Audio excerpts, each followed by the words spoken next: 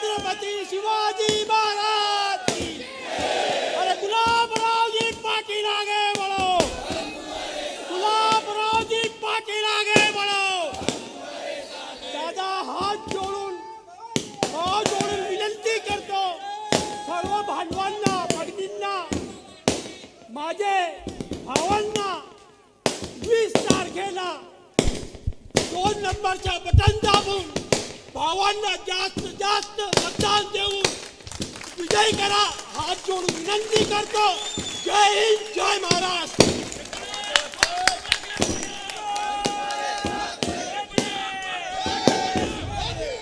आजच्या या प्रचार सभेसाठी उपस्थित असलेले आमचे सगळ्यांचे मार्गदर्शक आदरणीय डीजी भाऊसाहेब, आपल्या गावाचं भूषण आणि जिल्हा परिषदचे माजी उपाध्यक्ष आदरणीय लालचंद भाऊ,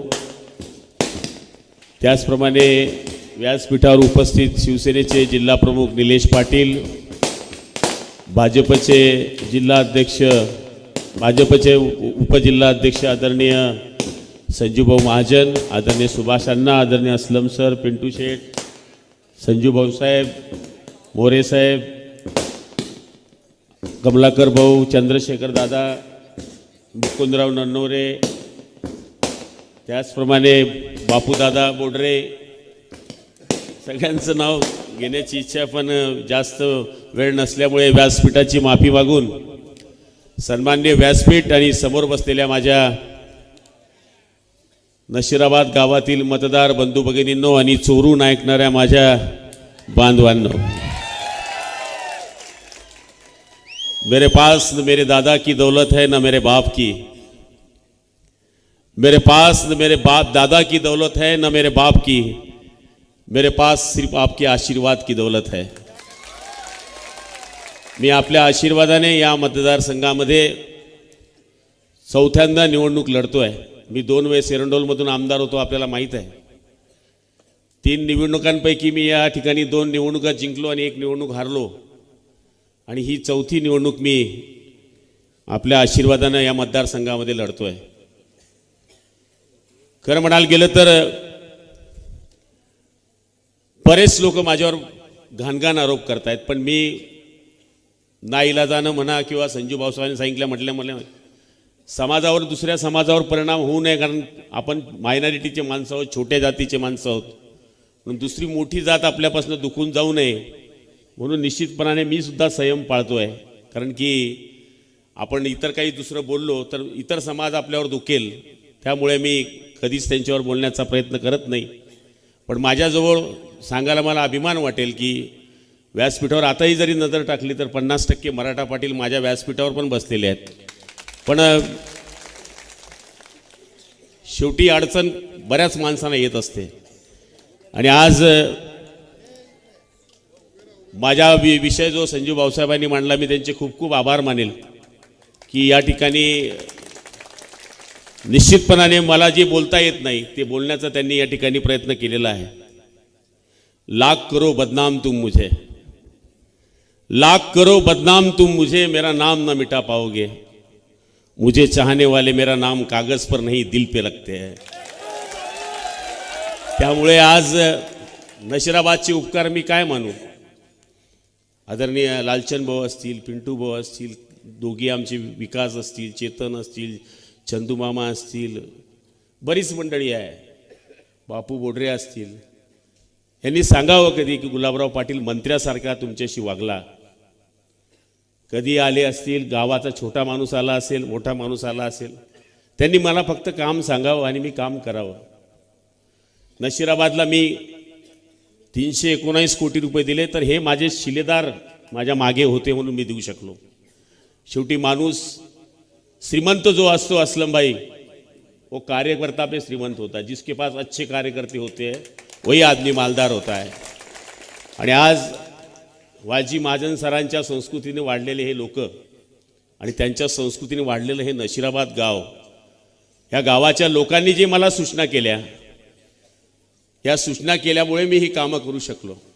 माझं देवकर आप्पांना आव्हान आहे, आपण पण मंत्री होता, चला 319 मी दिले, तुम्ही 19 तरी दिली आहे का मला दाखवून द्या.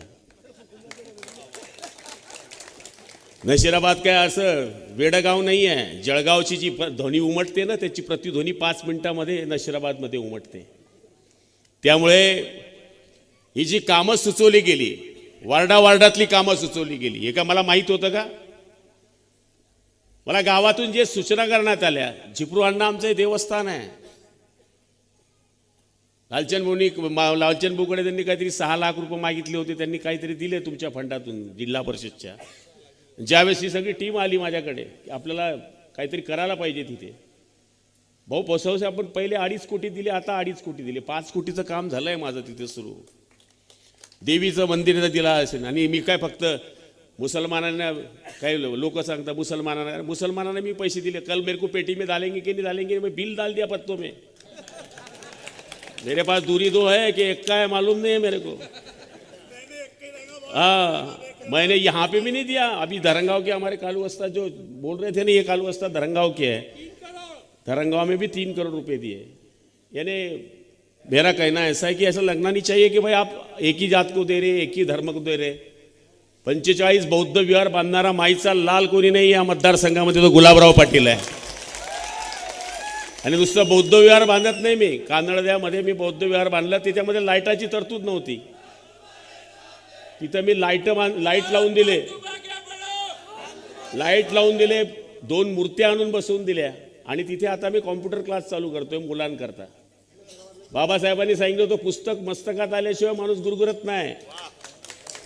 मत मागण्याकरता फक्त सांगायचं, जसं सुभाषांना सांगितलं, लहान तू बुवा सांगा, मी लहान पोराला काय सांगत, हात लावू नको, पंखा शे करंट लागी. तसं या लोकांना सांगून दिलेलं आहे की हिंदू मुसलमान बौद्धांमध्ये. पण मी तुम्हाला खात्रीपूर्वक सांगतो, माझे राजवाडे माझ्याबरोबर या निवडणुकीमध्ये 90% माझ्या मागे आहे. मूळ कारण हे की त्यांना दिसायला लागलंय का गल्ली गल्लीमध्ये पेवर ब्लॉक बसतायत, बौद्ध विहार होत आहेत, कामं होत आहेत. आणि आज या नशिराबाद गावाच्या लोकांवर कोणी त्यांनी उद्याच्या दिवशी सभा घ्यावी, सभामध्ये सांगावं ना की गुलाबराव पाटलांनी काम केलेलं नाही आहे. मग दुसरा मुद्दा काय आहे? शासनाने केलेली कामं तुम्ही सांगतच नाही अजून. महिला सक्षमीकरण हे सगळं सांगितलं गेलं. पण आदरणीय मुख्यमंत्री एकनाथरावजी शिंदे साहेब, देवेंद्रजी आणि अजितदादाच्या सरकारने सगळ्यात जास्त जर कुणावर लक्ष दिलं असेल तर महिलांवर लक्ष दिलं. देशामध्ये मुलींना मोफत शिक्षण देणारा हे एकमेव सरकार आहे साहेब. उसमें देखा नहीं कि हिंदू की लड़की है, मुसलमान की है, बौद्ध की है कि ख्रिश्चन की है. देशामध्ये MBBS मध्ये जर जाणारी मुलगी असेल तर त्याची सुद्धा फी गव्हर्नमेंट भरते. आता ST मध्ये अर्ध तिकीट देणारं हे एकमेव सरकार आहे. 3 गॅस सिलेंडर मोफत देणारं हे सरकार आहे. अन्नपूर्णा योजना 70,000 कोटी लोकांना अन्नपूर्णा. भिकारी दिसतो का तुम्हाला गल्लीत? मोदीजीचे उपकार आहे. हर घर में जा रहा है, हिंदू के घर में जा रहा है, मुसलमान के घर में जा रहा है, सगळीकडे जात आहे, बौद्धाच्या घरात जात आहे. दिसतो का भिकारी? नाही तर मी पण खेड्यात राहणार आहे. सकाळी उठल्यानंतर आवाज यायचा, भाकर दे बाई. बंद झालं, मोदी बाबांनी बंद केलं. आता गरीब सुद्धा पोळी खायला लागला. मला आठवतं, माझी आई जर पाहुणे आले तर एक फणस जेवायला बशीन, दुसरा बसू द्यायची नाही. उरली तर पोळी खायची, नाही तर भाकर. ही परिस्थिती होती पूर्वी. आज कोण भाकर खातोय का? आता ज्याला डायबिटीज आहे, वजन कमी करायचं आहे, तो भाकर खातो आहे.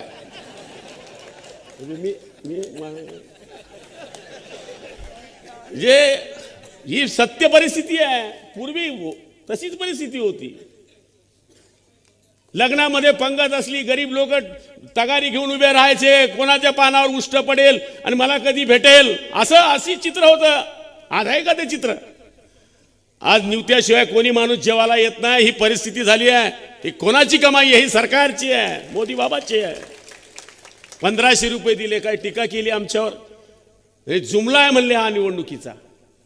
2 हप्ते टाकले, लगेच अफवा फैलवली, काढून घ्या पैसे, नाही तर सरकार काढून घेईल. हे गर्दी झाली पायांची. बँकवाले उगून गेले. आता 5 हप्ते टाकले. आता 2100 शिंदे बाबाने आले, डिक्लेअर करून गेले धरणगावमध्ये. काय टीका करतात ते? 2100 रुपयाने काय भलं होणार आहे? अरे तुम्ही सोन्याचे चमचे जन्मात तोंडात घेऊन जन्माला आले, तुम्हाला काय किंमत करणार त्याची? जो झोपडीत राहतो ना त्याला त्या 21ची किंमत आहे, तुम्हाला काय कळणार आहे? या मतदारसंघामध्ये जे शेळगावचा प्रकल्प करण्याकरता आदरणीय देवेंद्रजींनी केंद्रातून जो पैसा आम्हाला दिला, हरिभाऊ जावळेंचं जे स्वप्न होतं ते पूर्ण करण्याचा प्रयत्न केला. आज मला त्या गोष्टीचा आनंद वाटतोय की जळगाव मधला पहिला प्रकल्प वाघूरवरून जो होतोय पाईपद्वारे पाणी देण्याचा, तो आता सुरू होणार आहे काही दिवसानंतर. की आपण 10,000 हेक्टर जमिनीला जामनेर आणि जळगाव मिळून या ठिकाणी पाईपद्वारे पाणी देणार आहोत. म्हणजे चारी न खोदता पाईपाने त्याला डायरेक्ट कॉक शेतामध्ये बसले गेले आहेत. आणि आता आम्ही ठरवलेलं आहे हे जे गावाचं वाहून जाणारं पाणी आहे त्याला आम्ही फिल्टर करण्याकरता 65 कोटी रुपये केलेले आहे. त्याच्यावर आपण कमीत कमी लालचंद भाऊ गावाच्या वेस्टेज जाणाऱ्या पाण्यावर 1000 शेतकऱ्यांच्या शेतीला पाणी देऊ शकतो, एवढं पाणी राहणार आहे.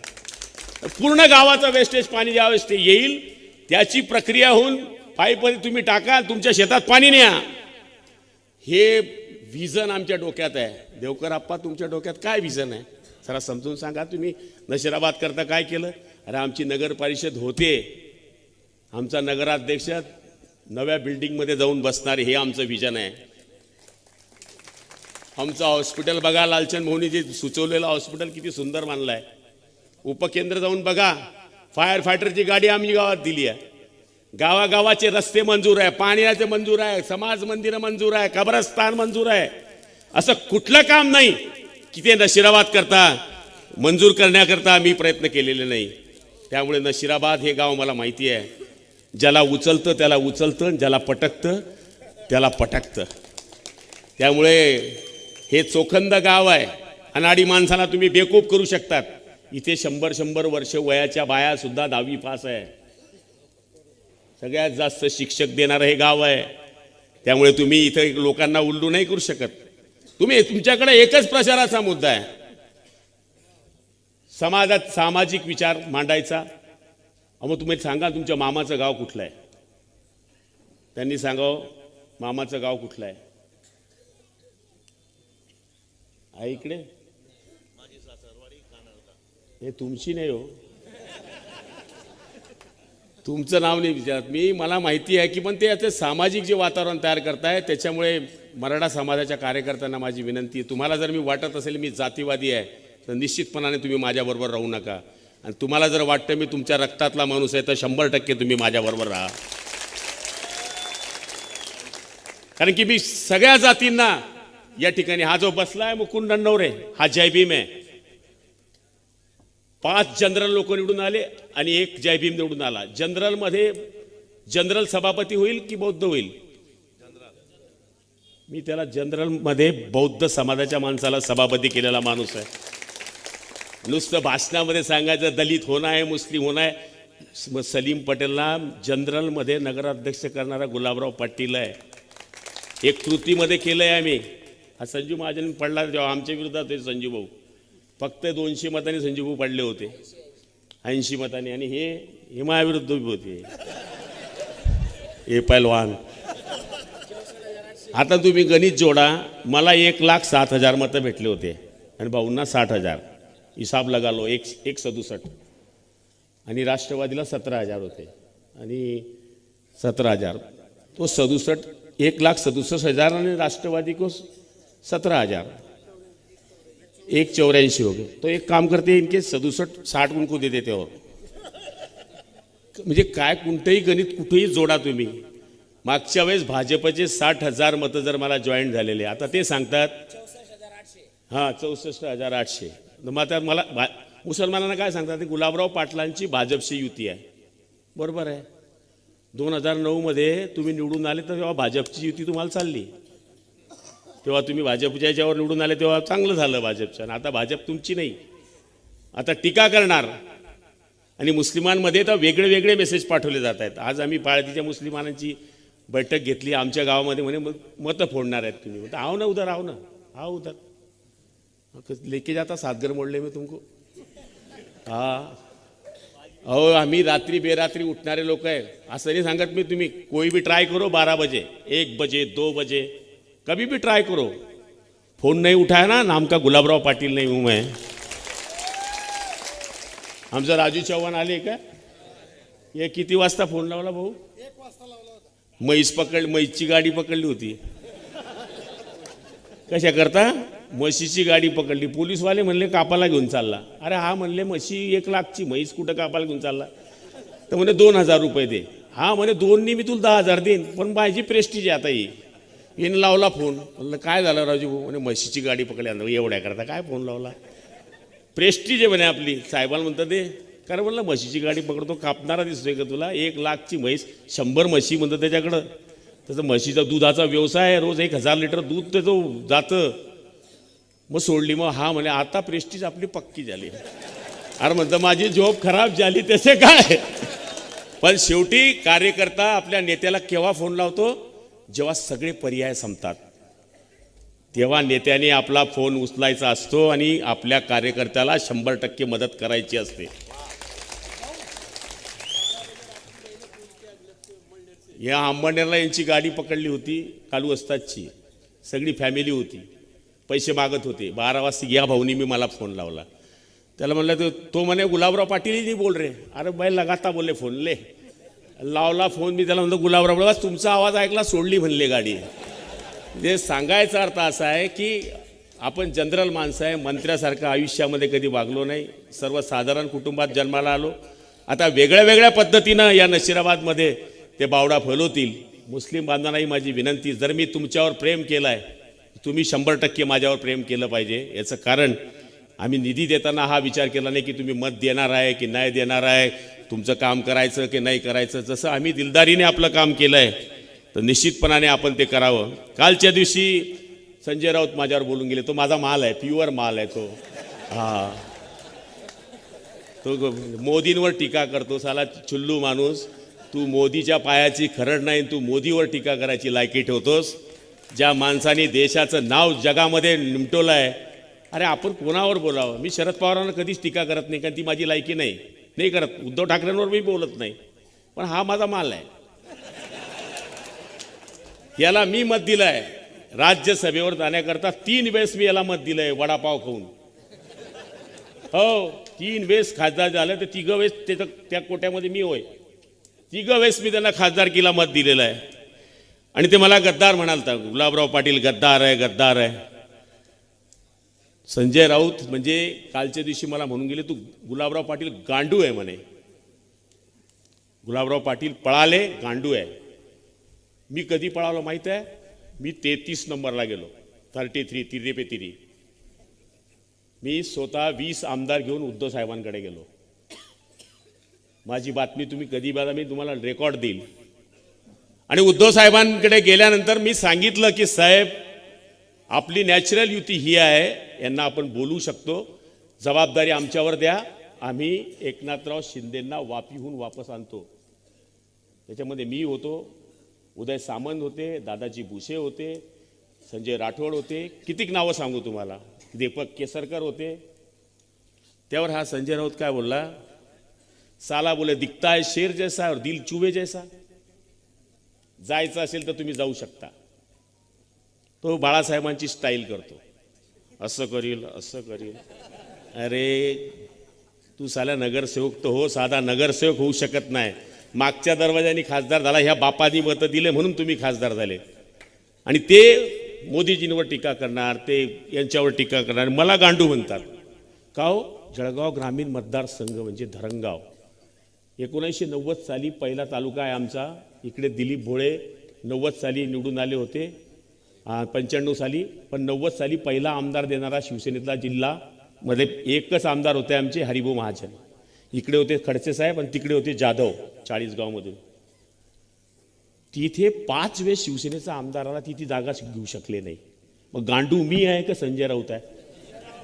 अरे साला तुम्हाला तुमचं पोट्ट उभं करता आलं नाही, कोणी माणूस भेटला नाही, म्हणून हे देवकर आप्पा पार्सल आणलं तुम्ही. आणि देवकर आप्पाच्या पोस्टरवर मी बाळासाहेबचा फोटो पाहतो.